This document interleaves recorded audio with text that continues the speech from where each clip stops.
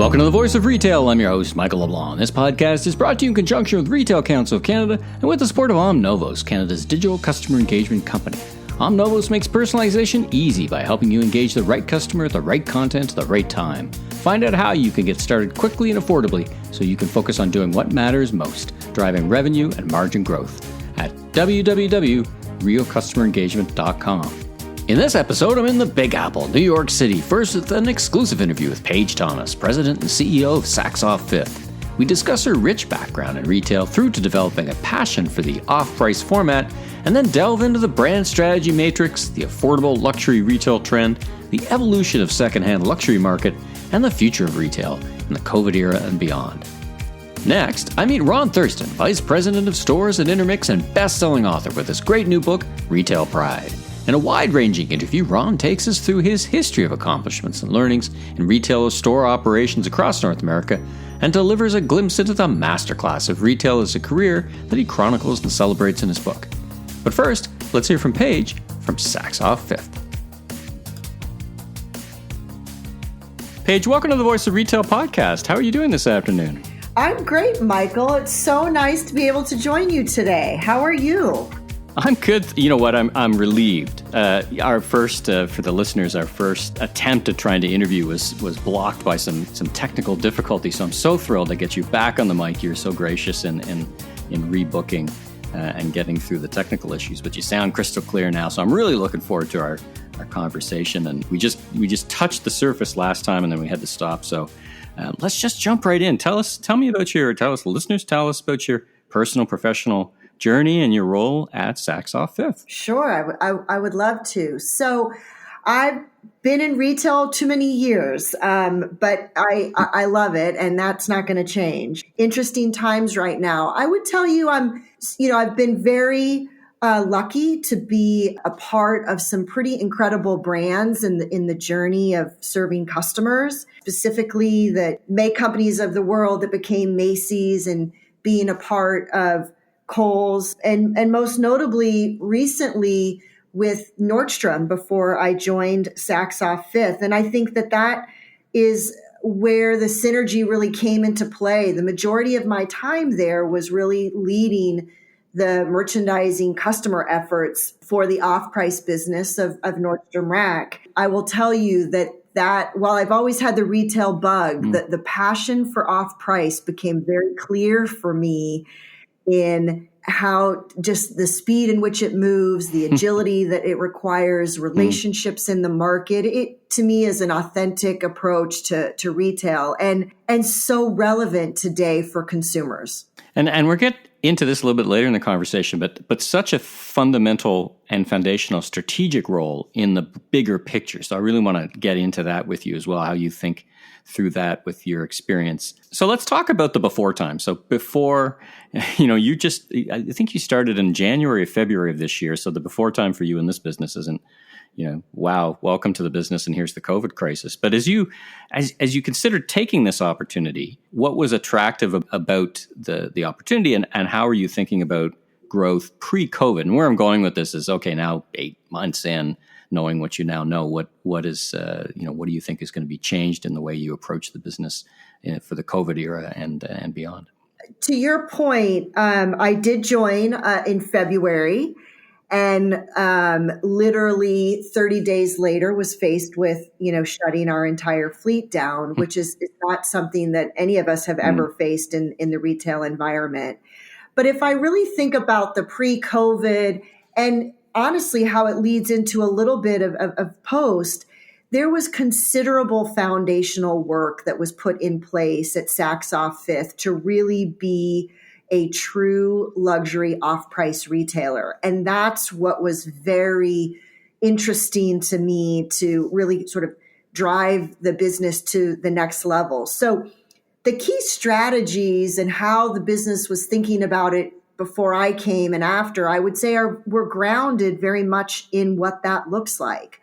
I'm proud to say that the team did an unbelievable job in reopening all of our stores at the end of June and really creating a safe environment for our customers to shop. But the way that we're really, I would call out kind of two key things as we think about this COVID time period and the change that's happening. Digital, while it was absolutely a key initiative before I joined and was driving the business and delivering significant top line performance, that still is a key strategy for us. And I think that in this environment with customer sentiment is an opportunity for a step change there. So that remains a priority. I would say too that at the end of the day, customers come to Saks Off Fifth for us to give them great product at a great price so that they feel good. And I think in the current environment with customer sentiments changing and their needs, there's a significant amount of work from home, heard conversations about a more casual fashion experience, certain categories that are distorting in this time period.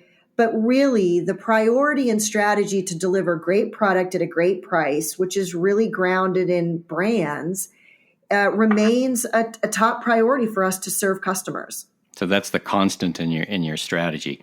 Let's talk about the strategy in the context of Saks, like the bigger picture. How do you see the role of Saks Off Fifth? Is it a flanker brand that helps bring new customers to the main brand? You know, what role does it play in the luxury market? In other words, do you see it as partially both a standalone business to be successful itself and then a gateway up and forward? I guess spoken differently, you know, would Saks Off Fifth exist without Saks Fifth? You know, how do you see the synergy between the two brands and experiences? Yes, Michael, I love this question because it really gets grounded in the customer, and it actually has evolved really how we've structured the organization and the business. So, you know, prior to privatization, we were really this sort of, you know, larger organization functioning with synergies and shared services. And as we've moved forward, we really are setting up separate operating companies. And why that's important is that the retail businesses are actually quite different. So the full price business of Saks versus Hudson Bay in Canada versus Saks Off Fifth, they are very different and serve a different customer, a specialized operating model. And so I think that that's an important element for us to really deliver the long-term value to the brand. Saying that, I would be completely remiss if it wasn't clear that our core grounding mission is to deliver Saks style for less, in the manner of our customers' lifestyle. And so what I mean by that is that our mission is to be a true off-price luxury retail. And so it's important that there is this understanding, right, what Saks full price delivers. It's important, and our teams are highly engaged with what's relevant and happening in that industry and that market. So how we think about our assortment is directly connected to the luxury space. And there's the representation that Saks means luxury. That's important to our brand. And you take me back to my days at Hudson's Bay, which was the late 90s, early 2000s. And we had a lot of brand architecture discussions because at the time, we had the Bay, as it was known. We had Zellers, we had Home Outfitters. And you know, we thought about this brand architecture where, you know, where does the assortment fit in Hudson's Bay, and where does it fit in Zellers? Sometimes that was an easier discussion. But then where does Hudson's Bay fit as an umbrella brand in general, and what benefits does it connote? So back in those days, we had two different credit cards. It was hilarious when you think about it. You had a Zellers credit card and a Bay credit card, same company. Tell me about that synergy. So do you see it as, you know, you've got Saks Off Fifth, and then Hudson's Bay, or are they just not just separate operating units, but separate brands that don't mesh together? You know, so I'm bringing Hudson's Bay into the conversation just to see if there's some kind of synergy there. Would I see Hudson's Bay product at a certain level in a Saks Off Fifth, for example? Yeah. So as you think about the brand matrix and that composition within Saks Off Fifth, what I think is important to get grounded in is that we should deliver brands that matter to a luxury customer. And what's important about that is that when we talk internally a lot about filling out the customer's wardrobe, Right. And the way I like to say that is that ranges, right? In people's closet, they would have Adidas and Gucci. And so if you think about that exact example and your reference to Hudson Bay and Saks, Adidas would be in a Hudson Bay store and Gucci would be in a Saks.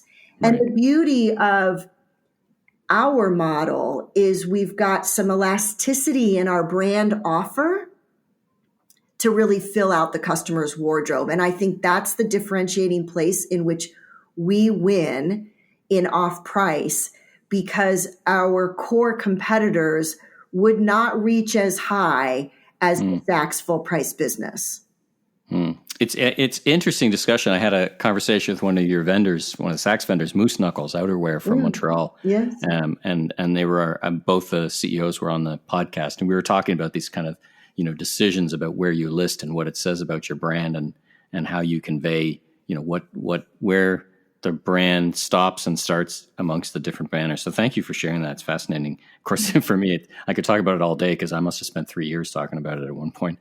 Let's talk about your digital strategies for a sec. You mentioned the importance. It's clearly there's been a great acceleration in digital. In Canada, we're up like 63%. And we've talked about it moving forward 5 years. In the US, it's moved forward, 2 years, whatever number you want to pick. So how does it fit into your brand? I mean, typically it's a bit of a treasure hunt, and digital kind of in the off price has been, has it had a slightly different role, but how do you see it? So this is another conversation that I love because I could talk about it for hours. What I want to get grounded in that conversation is the way that Saks Off Fifth thinks about it is our omni approach. And omni is an important element to define because it actually is how you win with the customer. So it is a store footprint. It is absolutely a digital business, and the digital business is the strength that we have right now. But it's also omni services and how the customer maneuvers. So we talk a lot about the customer journey. They don't think of their phone different than their iPad, different than going to a store. They're servicing the needs that they have at that moment in time.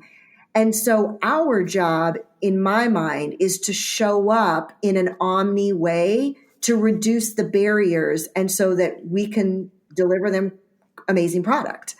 And so that is really what's grounding our digital strategies, to think about it in an omni way and making strategic investments that allow the customer to maneuver and, meander through their journey in the way that it works. What I will say is that is absolutely investments in digital. Recently, we just made a strategic investment and converted our digital platform this last summer, and that has worked very effectively for us.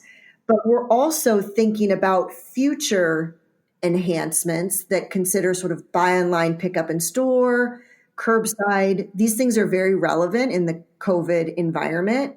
What I would say is they're relevant in the COVID environment, but the customer sentiment will change. It will long-term change. And so we should think about those enhancements to bring forth our omni strategy through digital enablement. Yeah, I had one of my guests say, listen, if you're worried about what percentage of your business is sold online, you're kind of missing the point, which is what you're articulating. It's not about a percentage sold. You're forest for the trees kind of discussion, right? It's more about consumer behavior and adoption of all these different things. Let's switch gears a little bit. So, I've seen some wild projections, you probably have as well, for the resale market. And in some ways, a close cousin to the off-price segment, people looking for luxury products at a value price in a different context. What do you make of all this? Do you think it's these people who are in the business forecasting it's going to be bigger than fast fashion? But first of all, what do you think of these developments? Do you think it has legs? And then do you think there's a role for it some way, shape, or another within Saks Off Fifth? Yeah, so it's definitely something I think people should be debating and discussing, exploring, and understanding what that means for their individual, retail business. From a Saks Off Fifth perspective, we definitely see opportunity there, and we want to learn. While I don't think, this to me is not a run. There's certain things you sort of define as crawl, walk, run. We're absolutely exploring it. And I think it's very relevant with a young consumer. I think it's very relevant with conversations about sustainability, about giving customers access to brands, which is really what our model does as well. So we are actually, we've recently made the decision in partnership with the LXR Group, which is a vintage luxury retailer, and they really specialize in the authentic handbag and accessory business with designer brands. So we're going to pilot that in a small amount of stores and online in this holiday season. And I'm super interested to see the customer's response. But I think it is definitely something we should be contemplating and exploring, and we are. So I'm proud of the team for bringing that to the table.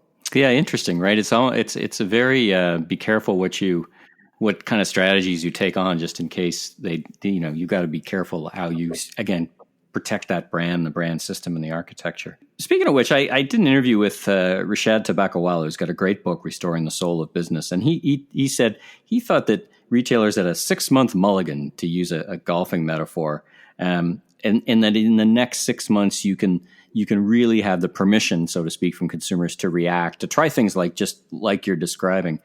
How is that? How you're seeing 2021? I mean, you're in a different position. I mean, you've taken the reins of the business, though you come at it with a growth perspective. But how are you thinking about early 2021? Yeah, so I do think that we have a window. I describe it as a very real window of opportunity, and in the off-price market specifically, there was some step change movement that happened in 2008, if you remember that, and we would describe some similarity to that in the current state and 2021. It's very much grounded in what I believe is there's an incredible need for value in the current environment. So product and price and how that comes to light for the customer is really important. So I would say that we have a kind of a twofold opportunity.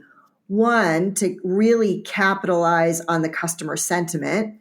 The macroeconomics are creating a challenging environment, the need for value. How do we give them more accessibility to what they need and want? And secondly, which is also a very real scenario, in a strained retail wholesale environment, it will give us an opportunity to have greater access to brands and assortment that we wouldn't always have. And that creates a new relationship with the branded market as well as with our customer. And this has been very real for us. So we've had significant unlocks. 30 new brands across all categories will be coming into our assortments for the holiday season. And I'm really excited about that our customers would not have seen in our stores historically. And those are new partnerships for us. Well, I can't have you on the podcast without asking these two last questions. And, the timing is everything. We're right about to head into Black Friday, Cyber Monday, in Canada, Boxing Day. We're in the marathon that is holiday. Retailers have been discussing how to approach this season and this year. You can't have the same number of people in the stores, and the package delivery systems are a bit jammed. And how do you balance the needs of the business and the consumers and the team to still create the excitement around a Black Friday or any really retail promotional event? How have you been thinking about that? Yeah, I love your word, the use of balance, because I think that that's a critical component for us, is to really listen to the customer. And I would say, first and foremost, Saks Off Fifth continues to prioritize the health and well-being of our associates, our customers, and our communities.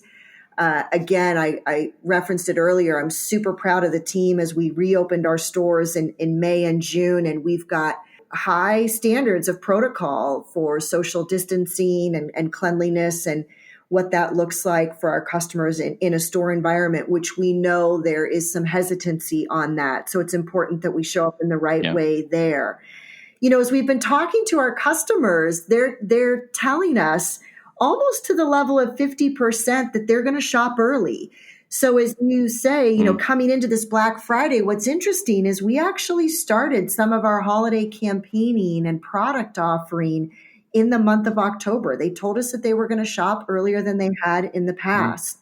So we offered some sneak peek deals in October. We are absolutely evaluating Black Friday and Cyber Monday and how those things come to life. And we will most likely extend the duration of those promotions so that it can allow customers greater access to the, amazing offers that we believe that we have. We've also thought about holiday differently in the sense of the product that's important to customers. What is Christmas going to look like? What are these Thanksgiving? What are those key milestone dates? How do they come to life? And so, customers have continued to tell us as well, with beauty and wellness, cozy and comfort, having that really special luxury gift is going to be important. And then, as you said, for our Canadian customers, we will be offering a sneak peek as well for Boxing Week as we lead up to the holidays. So I'm excited about how we're thinking about it differently, starting earlier and really focused on the customer with amazing gifts. It's interesting you talked about the health of your people. I firmly believe that 2020 was the year of focus on health, and I think 2021 will be the year of focus on mental health for all of us and our people. So, these things I think are gonna evolve once we've kind of got it figured out, so to speak, keeping people healthy. But I do think mental health will be the priority in 2021 and beyond. All right, so last question.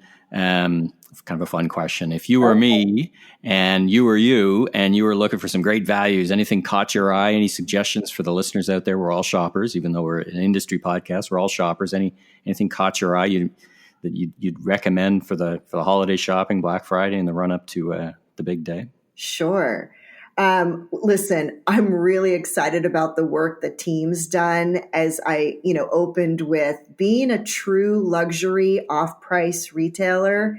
It is really about our designer assortment. And I think as we talked about some of the brand unlocks, getting into our stores and getting online, I think you will see the best designer assortment in off-price in the industry. So that I'm excited about, the true treasure hunt of getting a deal we have for you.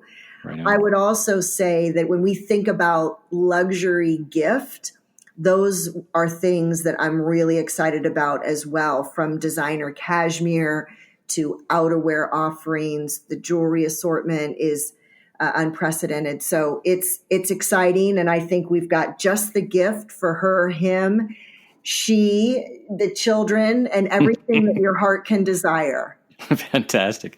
Paige, it's been such a treat speaking with you. Great insights, such experience that just kind of comes out in the conversation and the way you think about the business. So I wish you much continued success and look forward to watching what happens over the months and years to come. So thanks again for joining me on the Voice of Retail podcast. Thank you, Michael. I appreciate the opportunity for us to share our story. It's exciting for me to be here. Ron, welcome to the Voice of Retail podcast. How are you doing this morning? I am great. Thank you, Michael. Well, fantastic. Well, listen, I'm really looking forward to this. I've had the chance to read, an advanced copy of the book. It's a really great read. So congratulations. I barely have time to read books, let alone write them. So I'm always so, appreciative of people who can put their thoughts of such a rich career in writing. And so it's a real treat for me to be able to talk to you about that and your insights about retail and the book itself, of course. But why don't we start off at the beginning? Tell us about your personal professional journey and your role now at Intermix, and then we'll start talking about all that other great stuff. Sounds great. Thanks so much. I grew up in Northern California, in Lake Tahoe, in a construction family. My grandfather owned a company that built a lot of the grocery stores on the West Coast. But I knew very early on that I wanted to kind of work somehow in buying, design, retail. I didn't know. I knew the industry, but I didn't know what I wanted to do. So I went to school at FITM on the West Coast, which got me at least to San Francisco and ultimately to Los Angeles, and studied fashion design and then also studied retail administration, just 2-year degrees. I had no plans on being highly educated. I wanted to get right into business and get to work. Right. So started my career actually in fashion design and had success, but I, in some ways very accidentally, which is part of the book, ended up through some referrals and knew what was going on at Gap Kids. And that was an interesting start of my career. I didn't have children. I didn't really understand the business. They were launching Baby Gap at the time.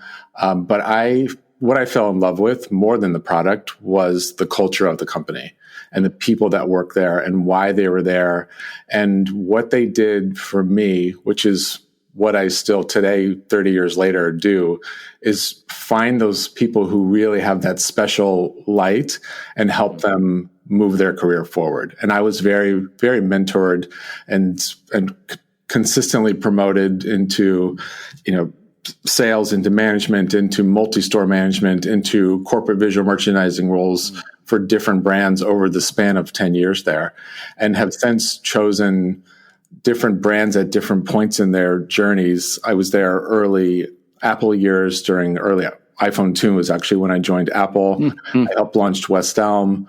I worked kind of with Tory Burch in early years, opened the majority of the stores on the West Coast. I moved here to New York about 6 years ago and helped launch the Bonobos Guide Shop business model, which in retail still kind of sits in a very unique place. And then ran Saint Laurent in the Americas. And then the last 3 years, I've been here at Intermix. So I'm back at the Gap family of brands. And Intermix, for the majority of your Canadian listeners, is the largest multi-brand specialty store in North America. And so the idea of curating the best mix of highest end designer through contemporary brands, the best denim edit, our own private label brands, mixed all together in the store. And really, we think of it as a 2,000 square foot closet that we have fun in every day. We bring the trends first. Often we bring in designers maybe that show in Copenhagen or Sydney. Often first to the US are their distributions at Intermix. So it's kind of the best of all the worlds of fashion, and with really incredible stylists that work in every store. So it's really a pleasure. It's the best part of fashion, I think, in this multi-brand space. Well, there's so many things I could remark upon. I mean, the one of the things I love about retail is the meritocracy of it all. Like, when you can start at a store and become a vice president because decisions and performance and talent are all remarked upon, and they're all rewarded with, there's not enough great people in retail to begin with. So clearly you've found your way through and talk about Intermix one more second. There's a store in Toronto, but is there other stores in Canada right now? There are not. It's just the one in Toronto. The other Gap brands have quite large distributions of stores in Canada, but I think part of our business model and then the original founding brothers, Canada was just not part of the original exploration at the time. But I have, for Saint Laurent, I ran Canada. For Tory, I ran Canada. So I always enjoyed being up there, but Intermix is not part of the equation today. Before we start talking about the book, I wanted to tap into your experience as a leader. So I can't miss the opportunity to talk about your thoughts around retail and operations and just big picture retail. And take me back to the before time when, 2019 or early in the year, and you were thinking about what retail and how retail would evolve. And then, in the COVID era that we're in, has that changed anything in the way you think about the fundamentals of retail? I mean, we know that e-commerce has been accelerated. It was happening anyway. So that's more of an acceleration than a change, perhaps. But you tell me, how do you see the future of physical stores now? Do you see it differently than before? And let's just talk about that for a bit. Sure. So you're right. The growth of e-commerce can't be ignored. I think where sometimes the press, the headline becomes about the growth of e-commerce and the demise of brick and mortar. But when you really dig into the facts, the majority of business is still done in brick and mortar. I think to answer your question, the before, if I think about 2019, which, here at Intermix was one of the best years in company 27-year history, we're incredibly client-centric, incredibly focused on individual store edits and creating an experience. And I think that was true in the industry, this kind of idea of experiential retail and how we were evolving our business to be almost like marketing versus commerce, and how to create these beautiful environments where people would come and take Instagram pictures and, kind of idea of an experience. And that's all, I believe, still very true. The difference today is that we had the gift of traffic before. Right. And so we had no shortage of people streaming in, and I'm coming to you from the middle of Manhattan today. And in the tourism, local business, people from all over the world were here in New York every day in every store, all over the city. We don't have that today. So we actually have to create an experience that is not just in person, that maybe it's chat, maybe it's FaceTime selling, maybe it's all the different versions of virtual, maybe it's consignment. So I think every business now has to think about, how do I create an experience and what's important for the brand? But I need to do it with far fewer footsteps in most cases. It's interesting. I'm picking up on one of those things. I mean, I had this experience. I was a CMO for a retailer, and we had too many stores. So what the problem was, we never had a lot of people in any one store. So the store, they seem to lack a little bit of energy, right? Like when there's people in and there's things happening, it creates an energy, right? And I think one of the challenges is between now and whenever, for the rest of the COVID era, it's how do you create energy with half the people in the store afraid to touch each other? I mean, it's so true. It's just hard to bring it, right? It's hard to create it. Very much so. And we're feeling that because in addition to that, the client is having their own experience, and when we first started to reopen, and we did reopen every store in the fleet, maybe it was their first time out. Maybe, their level of anxiety depends also which part of the US you're in. But they may be having their own experience. You're having your own experience engaging. They may not be in the best mood.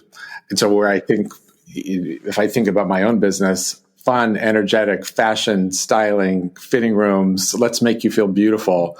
That's not as easy as it was. And so we constantly have to kind of rethink about our business model and how it adds value to the client and to the business. We all put so much energy into removing friction and creating a great experience. Now, some days it feels it's all about friction, whether it's lines or masks and all these things that are coming to, what other thing, and I want to get your insight on this. Retailers have been telling me that consumers in general are more purpose driven when they come into their stores. In other words, the store and the shop is the destination. So they find there's very few people who just pop into the store to see what's new, that they're lacking, even in the store, it's hard to get to drive impulse sales because they come in with something in mind. And they're far more specific. Now, again, that's a trend that's been happening. Go online, see a product, go into store and buy it. But are you experiencing that as well, that people are more purpose-driven? Therefore, I want to get in and out. I'm not here to linger. And I'm just, you have a hard time, as you said, you don't have the gift of traffic, just popping in and seeing what's new. Because I think, and I'm going to tag this to another question. I'm sorry, I'm lumping on 20 questions here for you, the same question.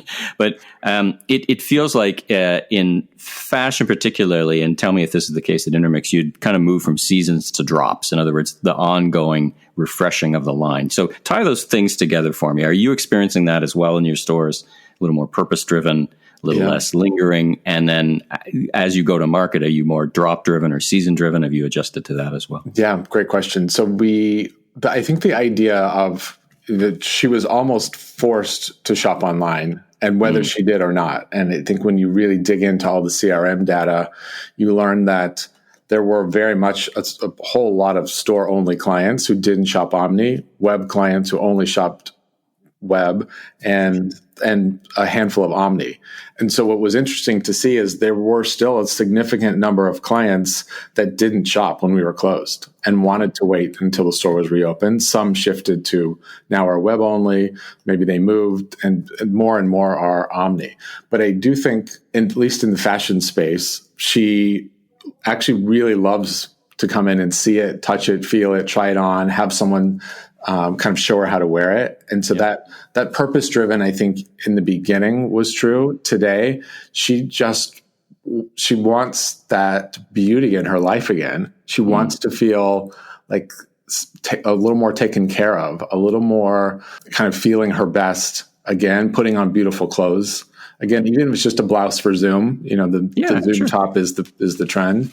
And so the idea of actually having that store experience feels like it's very much coming back to life. To answer your other question around drops, we in the multi-brand space had to go back in then with the 200 brands that we carry and really pivot the collection. Intermix is very much known for the best dress and the kind of the end uses of all the events in your life. And this time of year would be all the holiday parties, all the events, all the travel that you do to all your beautiful resort destinations in December. None of that's really happening. Mm-hmm. So it's denim and knits and tees and things that are a little easier to wear, but still feel beautiful and sexy. So there's been a pivot in the brands that we carry and the buy that we did and swapping out some product. So I will say no one has the answer, but the idea of being very nimble and willing to test and learn and change and grow has, I think, never been more important. Well, I'd end this part of that kind of our chat, and then, as I said, I want to get to the book with that. That what you just said there is very it resonates with me a lot. That businesses are prioritizing less on being relentlessly operationally, dependable and efficient, and more about how do we orchestrate and build an enterprise that is nimble. Like nimble is better than than being okay. We're a machine and we can crank this out because we know what we're going to forecast for the next 3 quarters, right? And we know what's going to happen. And now you've got to have an organization culturally and operationally that is more focused on being nimble than it is on, efficient, I guess, if I could put it that way. Agreed. All right, let's talk about the book, Retail Pride. First of all, what inspired you to write it? Where did you see that there was an open space on the bookshelf, so to speak, and how did you approach it? I'm always interested when I talk to writers about their trade craft. I talk to great writers, Dan Pink. He says, I lock myself in a room and I have a word count. I talked to a guy named Roger Martin, who's a strategist, and he says, no, that's a waste of time. I do something different. And so take me through, take me through what inspired you to write it and how you wrote it. And let's start there. Yeah, thank you. So the idea of the book really came through 25 years of speaking to people who work in stores, running stores, listening to their feedback, I've been in it for a long time. And there are very common threads about their experience. Both, it's often an accidental career. Mm-hmm. It's often not highly celebrated. It's very hard work, but there's a very common idea that they really love it and they needed someone to tell them that it was okay. Mm-hmm. And it's almost, I wouldn't say shame because that's a very strong word, but I think there's this idea of you often fall into it and then you're so engaged and you're like, this is highly entrepreneurial. I'm learning so many different skills. I thoroughly enjoy my customers, the product. Like there's a level of kind of knowledge growth that happens working in retail very consistently. But then through all like the hundreds of people that I've hired and opened stores and traveled all over the world talking to people, I saw this huge open space and there's literally not a single book on the shelf that's for people who work in stores. What I didn't want to write was a book about the future of retail or an executive leadership book or something that didn't appeal to the biggest population and the hardest working are everyone that works in stores. And I have such an appreciation and love of those people. So what I did is I started a blog several years ago and because I wanted to just test the waters. So my craft started there and see, well, what do they respond to? And this was when the kind of term retail apocalypse was really taking off. And I said, I find that highly offensive and we love working in retail. So let me just write. And I did not consider myself a writer. And the response was huge. And I said, okay, this emotional point of how they feel about working in this industry is really powerful. So I took it all down. I saved the content and I got serious about it a year ago and said, what's the best way to do this? And so I discovered Scribe Publishing, who with Lioncrest Publishing, but Scribe Writing. Then they have a guided author program. And so they actually help you, what should your word count goal be every day? What are the resources that are available? Having weekly calls with an editor, having the full resources to edit the book, which went through numerous versions, give me feedback. And I, have worked full time the whole time. So every day it's, 6 a.m. I was sitting at the kitchen table. I would say a year is fast from concept to shelf. But I put a lot of work into it because I knew that this was an important message and what I didn't know was going to happen this year. And so I was actually almost done in March at like final edit. And then with COVID, so I added a bit of context around COVID, but the book is really meant to be evergreen. Like you should be able to pick it up 5 years from now. And the concepts of leadership and culture and our love of the industry and the millions and millions of people that work in it, there's no voice. And I really wanted to be that voice. And the response, having reached bestseller status on Amazon within a day, really showed quickly that they're hungry for this knowledge and this joy that really comes from this book. Yeah, I really think you tapped into exactly what you said. And I've referred to it as the kind of destigmatization of retail frontline work, which is it's really a fantastic career and so rich in its learnings and the people you meet. And I echo, I traveled the world up until, speaking of conferences, if you remember conferences, talking about, that the retail apocalypse was a myth. It's a media narrative. It's not really happening. That being said, as we talked about in the beginning, the transformation of retail is pretty incredible, but it's not an apocalypse. It's just a transformation, which is a very, very, very, very different thing. All right, so let's talk about the lessons you draw upon specifically, in the day-to-day challenge, and you talked about 2020. What things have surprised you about 2020 in your leadership and in hiring and running stores in 2020? What has been there for you that has resonated as part of the culture that you've built and the people you're managing? Yeah, I think what surprised me is during the most difficult times of furlough and I would just say chaos and managing the unknown, what I was really pleased about was their willingness to trust me, and the fact that what I said to them on their last day was, my primary responsibility now to you is to get you back to work, to get our stores back open and get you back to work. Whatever I need to do, and at that point, it was, myself as a head of stores, a head of store ops, and a handful of people. And that's all that was left. And I said, we are going to get our stores back open and get you back to work. And they trusted me. And they said, okay, Ron, we're here for the ride. So it was about 6 weeks until we started to reopen certain parts of the country and ultimately, every location. Nearly everyone came back. Are operating, with some less payroll hours. We have less inventory. We are in the same situation. But I think from a leadership perspective, I've spoken a little bit about this before. You can't say that you had a great people culture if then when things really get hard, you walk away.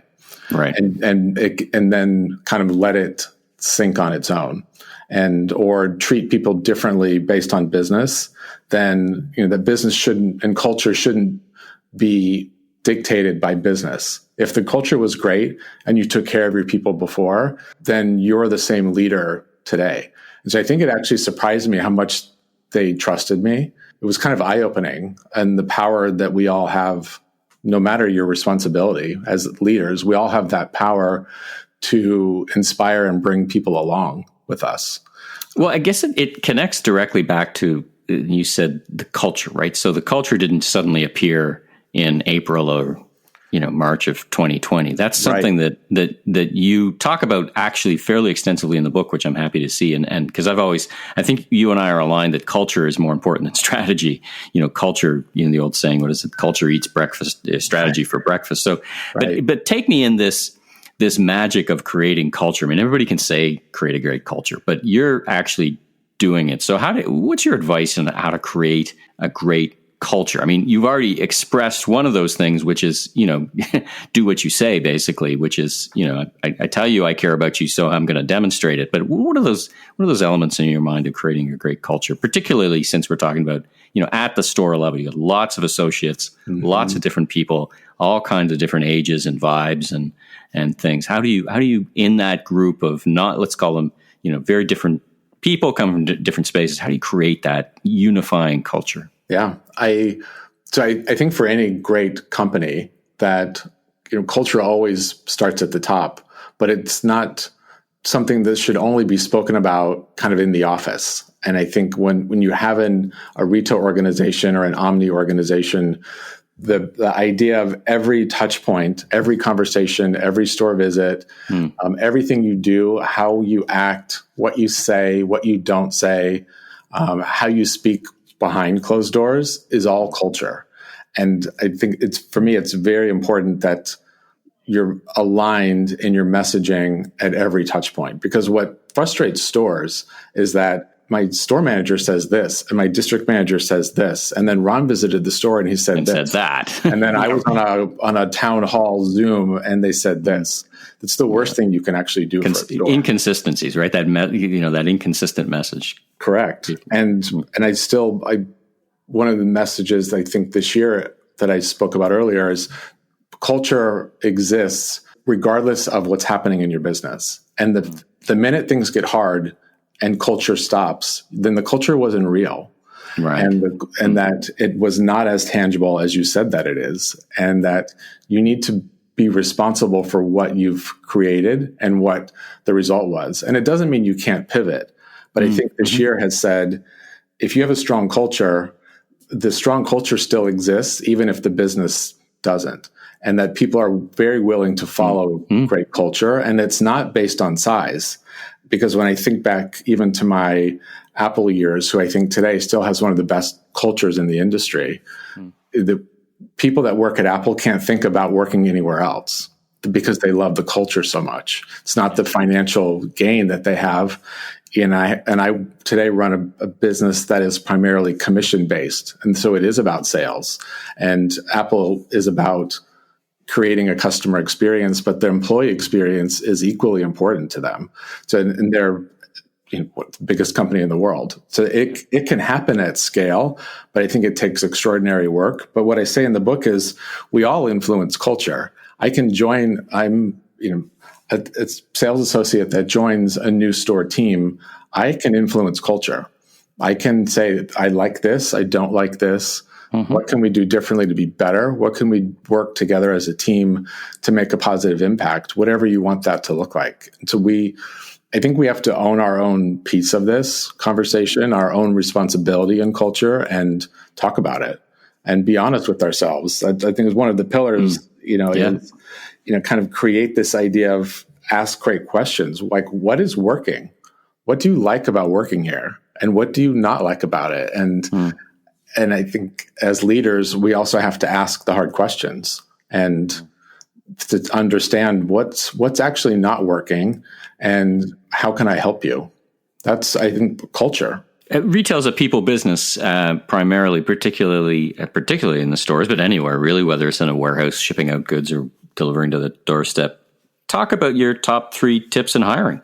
You talk in the book about this concept of a yellow flag, for example, so you've got lots of great tips in the books, but tell us a little bit about the listeners about your tips. You've hired, no doubt, thousands and thousands of people. Yeah, so many.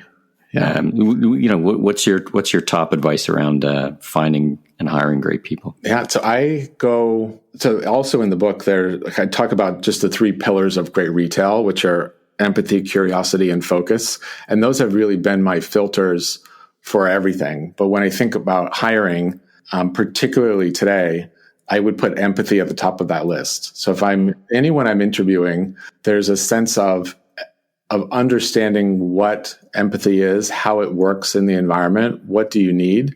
Do you understand kind of the business today? And so I would say that's a critical competency that I would look for. I would say curiosity. If you're a leader, being highly curious. If you are a part-time stock associate, you're highly curious. And like, what is going on? What is the environment? What's my impact here going to be? And that they are highly curious, because I think, have they done research about the company? What is their knowledge base of kind of why they want to work here? So I think that curiosity in the workplace, but curiosity from a candidate, nothing's worse than they've gone through 4 interviews and they get to me and I say, like, what can I tell you? Ask me some questions. No, I'm good. I'm like, okay, then you're not getting the job, because you should be a little more curious about the company, about me, about anything. And so that for me is a competency that I look for in every level and every person that I hire. And then the focus piece, I think focus in the book is really implied around all the things that are thrown at you every day. And you have to think about, what do I actually want to accomplish? But I also think it from a hiring perspective of why are they here? What did they, why this brand? Why now? Why this particular opportunity? That they're focused on getting that job. And that's a candidate that would say, oh, I'm just looking for anything I can get. Yeah, not focused on that job. Right. And those are in some ways, they could be yellow flags if you're, but those 3 pillars, I keep applying as a filter for everything that I do. And I think they're easy to digest for anyone in any store, as a way to think about your business. Yeah, very good. I mean, coming up on another episode, I mentioned him before, Eric Qualman. He's got his new book is called The Focus Project, and it's about one of your elements, which is focus. And he spends an entire book talking about just that one element alone. So it's a great interview. You and I were talking off mic about the concept of the flywheel, and I'm a big fan of understanding the flywheel. There's a nice graph written book that you can find on your local bookstore about this idea of the flywheel. Tell us about how you've taken that concept of the flywheel and put it at the store level. I love that work, because I'm a big believer in creating basically momentum. One thing leads to 3. It's like geometric, not arithmetic. So tell me about the flywheel at the store level. And I love this topic because we have so many opportunities every day in stores to spin the flywheel, whether it's complementing each other, whether it's building a stronger business, the variety of all the different KPIs and metrics we have every day to celebrate.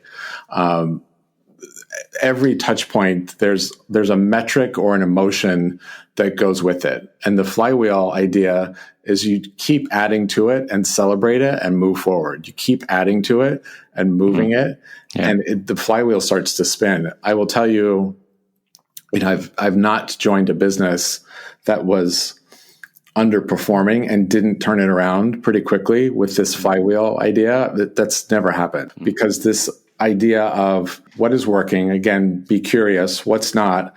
Okay, if it's not, then we're going to find those opportunities to get the flywheel moving. And maybe it's something small. Maybe it's, okay, 5 stores achieved this goal, 30 didn't. So then it's 6, then it's 10, then it's 20. And pretty soon the flywheel's moving. Well, then let's add something else into it. So it's transparency, it's celebration, it's accountability.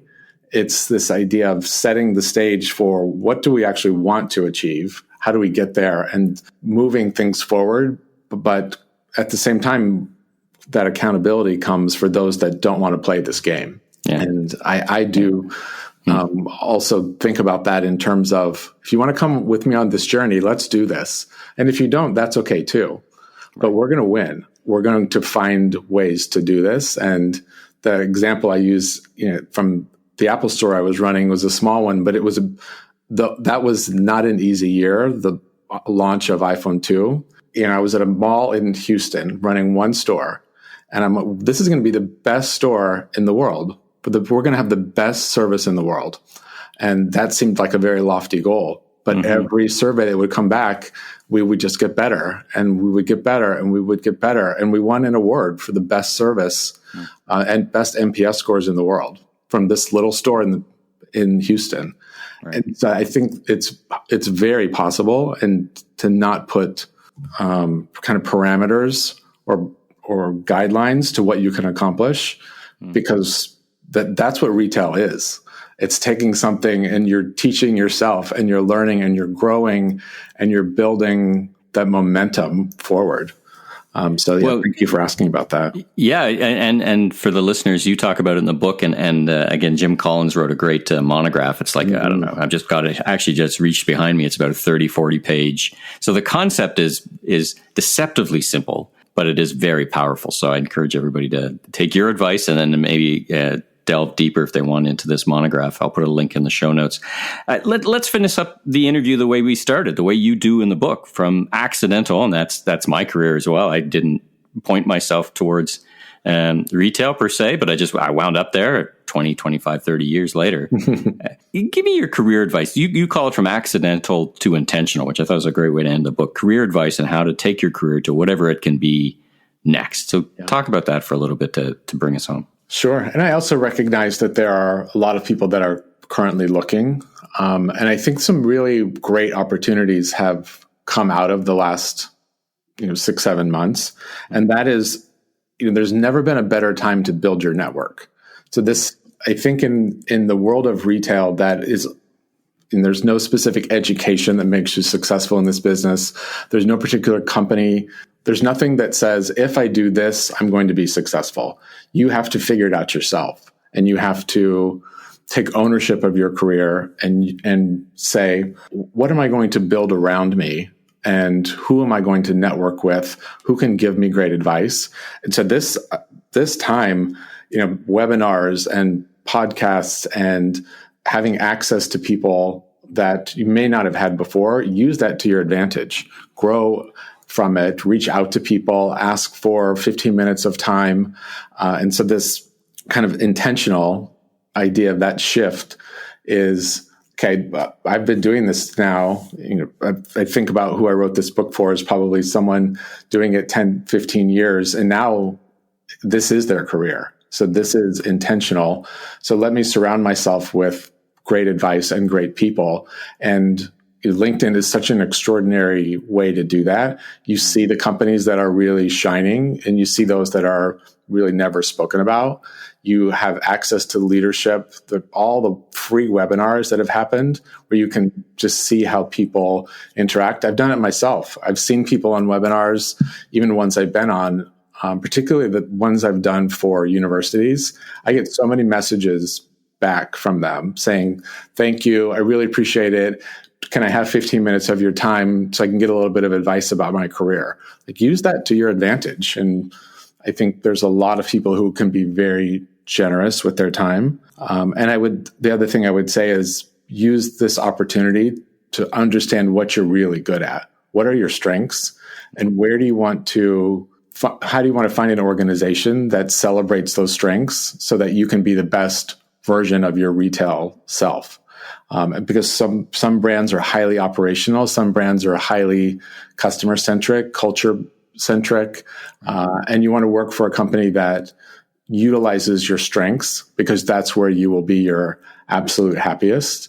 I've even have my own, I'm such as you can tell, front of house sales. I love to be on the floor. I love to talk to people. And if you tell me, well, no, Ron, say you're actually going to spend the day in the stockroom with the checklist, you'd have about 5 minutes of my attention. I can't do that. And so this idea of find companies who celebrate your strengths, who want to do well, who can take you the best version of you and contribute to the company. And that spins the flywheel, because then you've created this environment and you've put together this mix of people who are the best at what they do. And they're not great at everything, but they're great at what you hired them for. Right. And that's how you actually can solve maybe even an underperforming business, is put great people together. The book is Retail Pride. Ron, it's been such a treat talking to you. It's been a great exploration of everything from strategy to hiring. It's been my pleasure to learn from you and to chat and to share your wisdom and insights. I'll put a link to the book in the show notes. But until we speak again, take care of yourself, be safe, and congratulations on getting the book out. And I wish you the best with it. Thank you so much, Michael. This was fun. Thanks to Paige and Ron for being my guests, plus Omnobus for their support on this episode. If you like this podcast, please subscribe on Apple, Spotify, your favorite podcast platform, rate and review, and be sure to recommend to a friend or colleague in the retail industry. I'm Michael LeBlanc, founder and president of LeBlanc Company Inc. You can learn more about me on www.leblanc.co or, of course, on LinkedIn. Until next time, have a safe week.